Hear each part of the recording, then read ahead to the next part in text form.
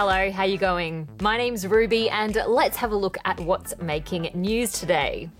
Here in Australia, we're getting ready for daylight saving to wrap up. But over in Europe, politicians have decided to do away with it altogether. It's a bit controversial, but it's actually something that's been debated here in Australia for a long time as well. If clocks could talk, who knows what they'd say? Maybe, "Why do you keep moving me back and forth an hour? What's going on? I'm a clock." funnily enough, it's the same thing pollies in Europe are asking. The European Parliament's just decided all 28 countries in the EU will ditch daylight saving from 2021, after millions of people voted against having it. Moving clocks forward an hour in spring is all about giving people more daylight in the warmer months. But not everyone's a fan. People who are against it say daylight saving affects our sleep patterns and isn't great for our health.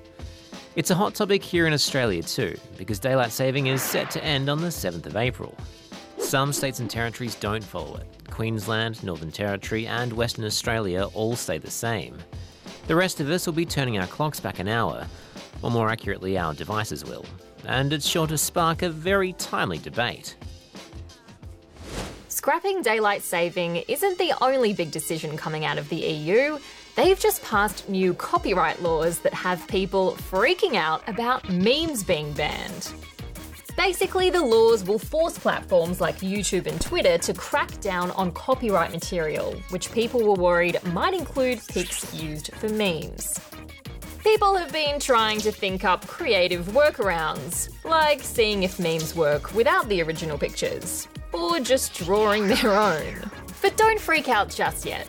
Experts are saying that memes shouldn't actually be affected by the new laws. The first ever all-female spacewalk has been cancelled at the last minute.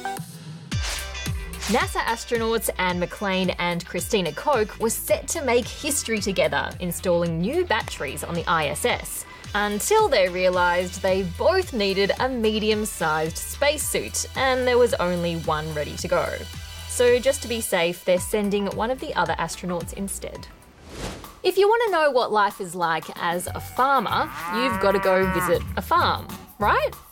Well, thanks to the magic of virtual reality, maybe not.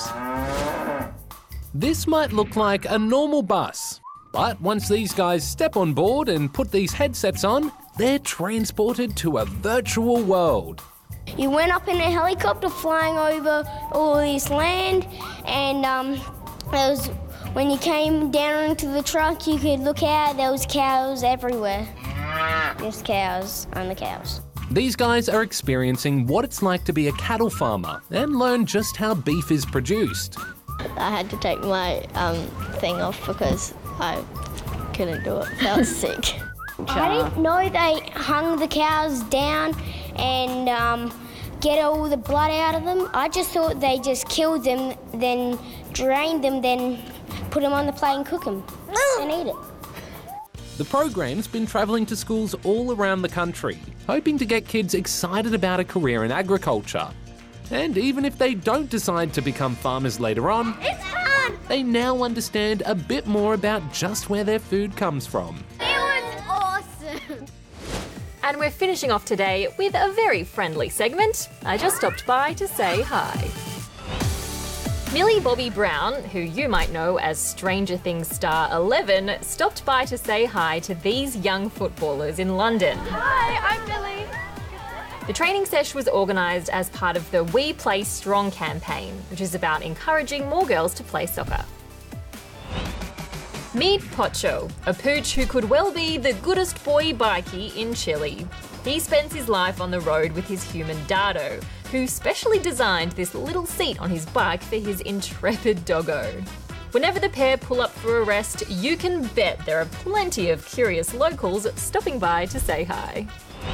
And it turns out that stopping by to say hi doesn't get you quite the same reaction if you happen to be an enormous alligator. That is a monster. Look at the size of this thing. Thankfully, the big gator didn't stick around. It decided it'd rather watch the game from the water instead.